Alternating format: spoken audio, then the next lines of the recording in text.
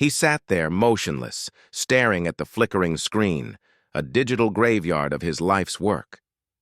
His company's servers had crashed, his accounts were wiped, and the logo that once symbolized his dream now mocked him with a single line of text: "Access denied." For 15 years, Ethan Cole had built that company from nothing: late nights, cheap coffee, and endless faith in code. He was the man people called a tech visionary. Now, he was just another victim of a hacker's cruelty. His phone buzzed every few seconds. Investors, clients, journalists, all demanding answers he didn't have. One message stood out: "You've been breached. Your credentials are circulating on the dark web." That's when it hit him. His startup wasn't just hacked, it was erased. Outside, the city carried on like nothing had happened. Inside, Ethan's apartment looked like a war zone of half-eaten pizza boxes, dead laptops, and shattered confidence. He hadn't slept in 3 days. The coffee was cold, the air heavy with failure. And then, the doorbell rang. At first, he ignored it. But the knocking persisted. Annoyed, he shuffled to the door, hair unwashed, eyes bloodshot. Wearing a hoodie that once had his company logo, now just another reminder of what he'd lost.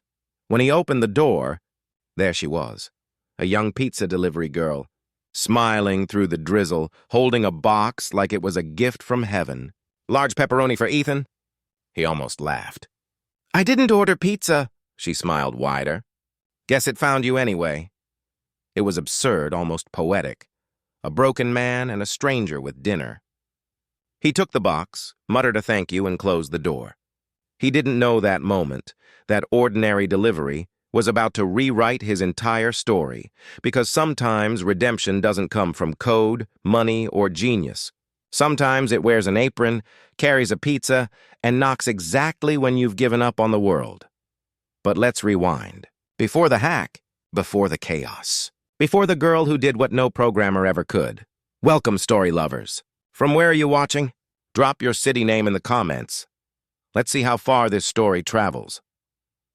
Ethan Cole wasn't born into privilege or power. He grew up in a small town in Oregon, a place where the biggest dream was to work for the local hardware store or move to the city and make something of yourself. His father was a truck driver, gone most weeks. His mother, a school secretary who believed in polite smiles and paying bills on time. Life was simple, sometimes too simple for Ethan's restless mind. He was the kid who took apart radios just to see how they worked. By 13, he was fixing neighbors' computers. By 16, he was building websites from his bedroom. But brilliance doesn't guarantee belonging. While other kids were out playing football, Ethan was buried in code, alone, invisible, mocked for living online. The irony? Years later, the world would live exactly there, online. He earned a scholarship to a state university, majoring in computer science. But college wasn't easy. His father's health declined. The trucking company downsized. Bills started piling up. Ethan worked nights at a 24-hour diner, coding in the back booth during breaks, sometimes falling asleep with his face against a keyboard. Dreams, however, have strange stamina. Even on his worst nights, Ethan told himself he was building something that would free his family from constant struggle. By 25, he landed his first tech job in Seattle. It paid well enough to help his mom retire early. For the first time, he felt the air of success, not wealth yet, but direction. His ideas were bold, too bold sometimes. Managers called him ambitious, which in corporate language often means a threat. So he did what all dreamers eventually do. He quit. With a handful of savings and an ocean of faith, Ethan started Codeway, a small software company built on a simple idea: giving small businesses tools to protect their data without needing big-budget security firms. Cybersecurity for everyone, his pitch said. For years, he lived like a monk, renting a one-room apartment, eating instant noodles, coding 16 hours a day. He wasn't chasing luxury. He was chasing freedom. By his early 30s, Codeway exploded. A few viral reviews, some lucky partnerships, and suddenly Ethan was being called the man who simplified security. Investors lined up. Articles called him a self-made prodigy. He hired a small team, young programmers who shared his dream. For a while, life looked perfect. He bought his mom a small house near the beach. He finally took weekends off. He smiled again. But success, as it often does, came with shadows. It started small. Tension in his team, whispers about equity shares, late-night arguments over who deserved credit. Ethan brushed it off. He wanted peace, not politics. But one of his lead developers, someone he trusted like a brother, had different plans. That man, Lance, started secretly copying parts of their source code, selling it to competitors. Ethan noticed irregularities in project files but convinced himself it was nothing. He couldn't imagine betrayal from someone he'd mentored until one morning Codeway's system crashed, not from outside hacking, but internal sabotage. Their main servers went dark. Backup files corrupted. Client data leaked online. In a few hours, the company's reputation burned to ashes. The media called it the biggest data breach by a small firm in years. Investors withdrew overnight. Lance disappeared. Ethan's inbox turned into a storm of legal threats and refund requests. He had built his dream on trust, and trust was the very thing that destroyed it. For weeks, Ethan tried to rebuild, sleeping 3 hours a night, fighting to prove his innocence. But in the tech world, one breach is all it takes to erase a name. He was now the guy who lost everything. When the lawsuits came, his savings vanished. He sold his car. He sold his office furniture. The apartment that once felt like a workshop of genius now looked like a prison cell of failure. Still, he tried to fight back, applying for consulting gigs, offering free coding sessions online, even writing cybersecurity blogs under fake names just to stay afloat. But every time he typed his real name into a search bar, Google spat back shame. Ethan Cole, data breach failure. The same people who once called him a tech hero now used him as a cautionary tale. His mother's voice, kind and hopeful, was the only one that kept him grounded. But even she could hear the exhaustion in his silence. "Ethan," she said once, "you built something from nothing before. You can do it again." He wanted to believe her. But belief doesn't pay rent. So he shut the blinds, stopped answering calls, stopped coding. His computers gathered dust like old memories. The city moved on, but Ethan stayed frozen, trapped between guilt and grief. Until that night. The night a pizza box arrived at his door, carried by a stranger who would unknowingly restart his story. The pizza box sat on Ethan's counter for hours. He didn't even eat it at first. It was just there, warm, real, untouched by failure. Everything else in his apartment felt hollow, artificial, broken, but that box, it reminded him of normalcy. Late that night, hunger won. He opened the box to find a folded receipt inside. Scribbled in blue ink were 6 words. "You can rebuild more than code. No name, no number, just that message." At first he laughed. Probably a random note from the delivery girl, some corny company slogan. But something about it hit deeper than it should have. Rebuild more than code. He repeated it to himself until the words started to sound like a dare. The next day, Ethan called the pizza place, half out of curiosity, half desperation for human contact. "Hey, I got a note in my box last night. Do you know who wrote it?" The manager chuckled. "Ah, that's probably Sophie. She does that sometimes, writes stuff for customers going through a rough time." Sophie. The name meant nothing yet. But over the next few days, it started meaning everything, because she showed up again. Same smile, same drizzle outside. "You again," she said, grinning. "You look a little less like a zombie this time." Ethan almost smiled. "You're persistent." "Pizza people are," she replied. "You'd be surprised how many doors get slammed in our faces. Yours was one of the nicer ones." That was the first real conversation Ethan had in months. She didn't ask about his company or his failures. She didn't treat him like a headline or a cautionary tale. She just talked about night shifts, rude customers, college loans, and how she wanted to study software design someday but couldn't afford it yet. Her words planted something small in Ethan's chest. Connection. After she left, he Googled free coding tutorials.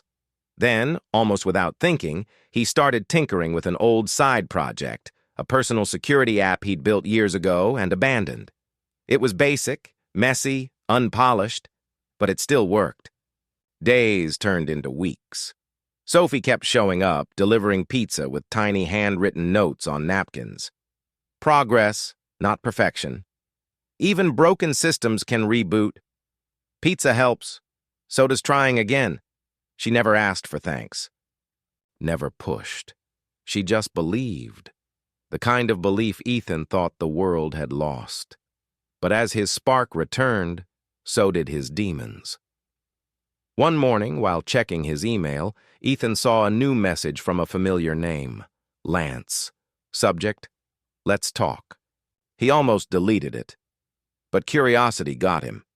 Inside was a single line. "I'm launching a new company. Investors think it's the next big thing. You can join me or watch me take your legacy again." The audacity hit like acid.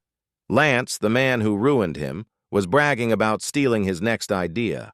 Attached was a promotional mock-up, and to Ethan's horror, the interface looked identical to the abandoned prototype he'd just started rebuilding. Somehow, Lance had gotten into his private files again.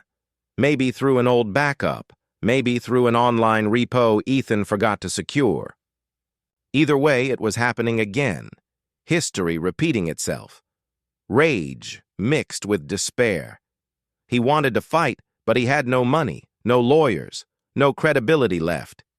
If he exposed Lance, no one would believe him. Not the media, not investors, not the tech community that already labeled him a failure. That night, when Sophie came by again, she noticed the difference. "You look like someone just deleted your soul." He laughed bitterly. Close enough. For the first time, he told her everything. The betrayal, the breach, the new threat. How the same man was about to steal from him again. And how powerless he felt to stop it. She listened quietly, then said something that would change everything. "You keep saying you lost everything," she said softly. "But you still have the one thing he doesn't. The truth." Ethan frowned. "Truth doesn't pay rent." "No," she said, "but it builds everything else." Her words lingered long after she left. That night, Ethan pulled out his dusty old laptop, the one not connected to any network. He started, checking his old system logs, the forgotten backups, and isolated test servers. After hours of digging, he found something shocking. A hidden activity log showing Lance's old IP address accessing the source code after he'd left the company. It was the proof Ethan never had. But exposing Lance meant reopening his own case, admitting he'd been negligent with data, risking more public humiliation. Still, for the first time in years, he had a reason to fight. Sophie became his quiet mentor and courage. She brought pizza, energy drinks, and optimism, refusing to let him drown in fear. She wasn't a hacker, not even a coder, but she had something rarer, clarity. "You built something to protect others," she said. "Maybe it's time to protect yourself the same way." So Ethan made a plan. He would rebuild his app, make it open source, and publish his story, not as revenge, but as redemption. He'd name the new version Project Phoenix, a tool designed for transparency, a firewall that left every access trail visible, a software version of the lesson he'd learned the hard way. Truth leaves footprints. But just as he started coding again, the first public teaser for Lance's new company went live, complete with screenshots of Ethan's stolen interface. Investors were already pouring in millions. The stakes skyrocketed. Ethan's second chance now depended on exposing the truth before Lance's launch. It wasn't about fame anymore. It was about reclaiming his integrity and the belief that maybe, just maybe, failure wasn't the end of his story, just the reboot before the rise. The tension that had been quietly building in Ruth's life finally snapped that morning. She'd spent the entire night preparing, printing documents, highlighting transactions, and rehearsing every possible response to the ridicule she knew was coming. She wasn't a board member or even an accountant anymore, just the janitor who mopped the marble floors outside the glass walls of power. But today, she was walking straight through them. When she entered the conference room, the air turned cold. The executives, pressed suits, perfect smiles, barely glanced up. To them, she was invisible. A part of the furniture. "Excuse me," said the CFO, his voice dripping with contempt. "We're in the middle of a confidential meeting." Ruth didn't blink. Her hands trembled slightly, but her voice was steady. "You might want to keep it open," she replied, sliding a folded napkin onto the table. The CFO frowned, half amused. "What is this? A cleaning complaint?" "No," Ruth said. "It's your missing $4. $2 million. Every head turned. Chairs creaked. The CEO's pen froze mid-signature. Ruth unfolded the napkin, numbers scrawled in neat rows. Then she placed a folder beside it, printed emails, forged invoices, and transfer records she'd uncovered late one night while scrubbing the accounting office. "I know you changed the audit numbers to match the narrative," she said quietly. "I also know where the money went. And so do the IRS, the SEC, and Channel 7 News." A stunned silence followed, thick, suffocating, electric. The CFO's face drained of color. He lunged for the papers, but Ruth stepped back. "I made copies," she said. "Hundreds." The CEO's calm broke. "Who the hell do you think you are?"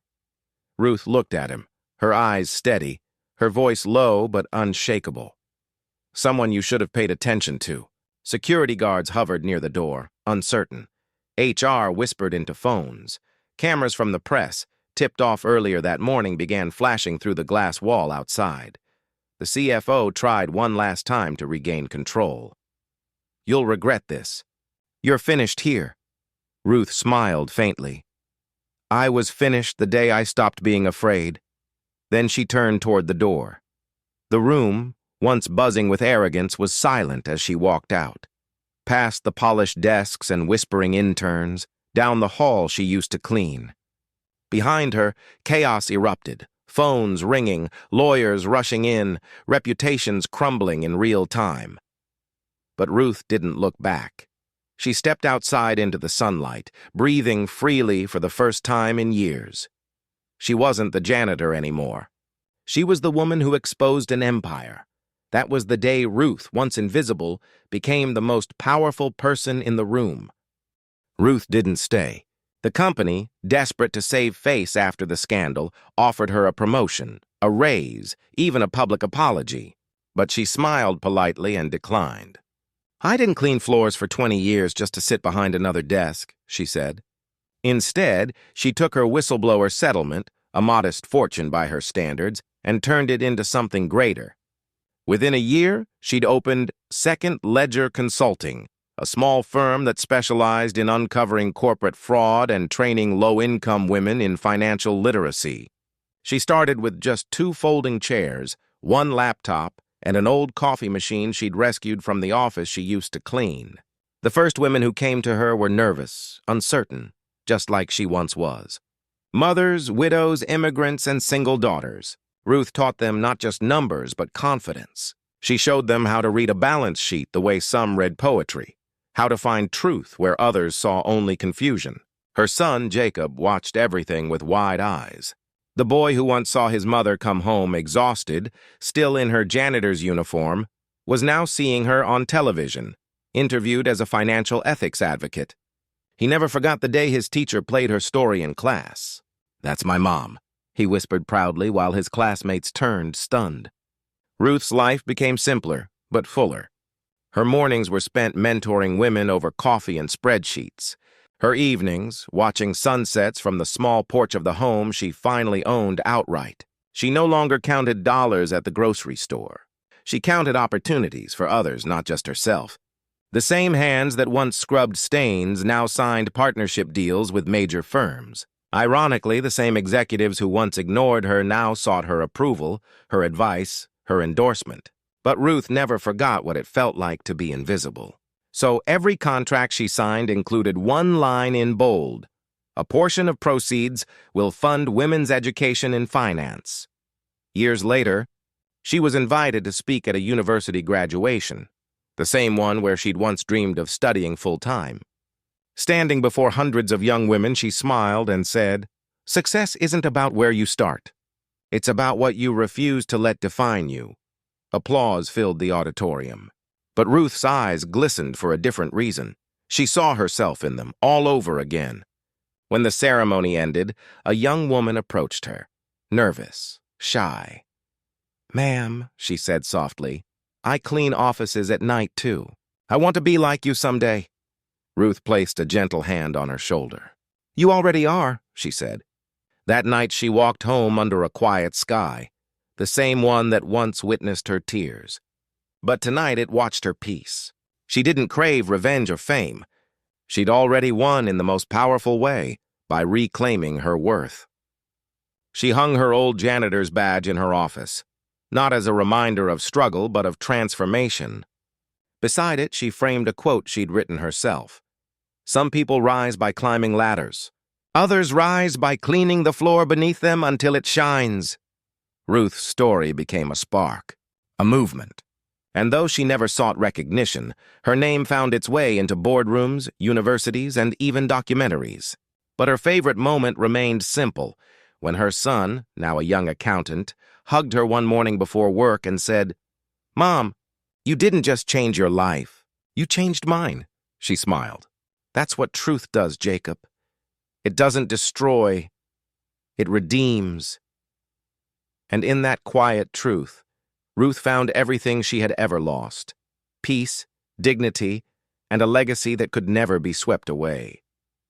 Thanks for watching. Subscribe for more powerful true stories of courage, redemption, and hope. And remember, even when life floors you, you can still rise stronger than ever.